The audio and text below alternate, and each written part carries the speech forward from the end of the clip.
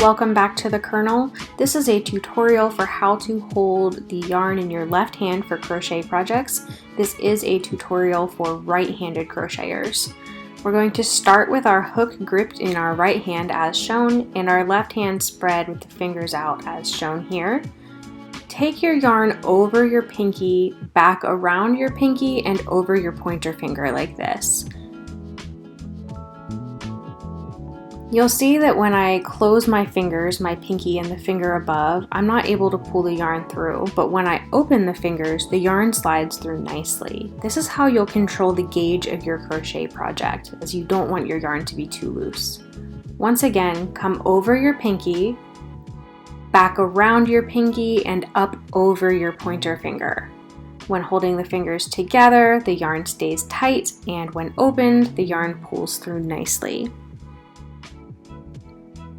And one more time, we go over the pinky, back around and over your pointer finger. And this is the proper position for holding crochet in your left hand for all of your crochet projects. And I'm going to go ahead and show this tutorial in a second color in case it's easier to see. So open the fingers of your left hand, take your yarn over your pinky, back behind your pinky, and over your pointer finger. And once again, when the fingers are spread, the yarn pulls through nicely, and when they're closed, it's nice and tight. So over the pinky, back behind, and up over your pointer finger. And now you're in the correct position to go ahead and begin your chain for all of your future crochet projects.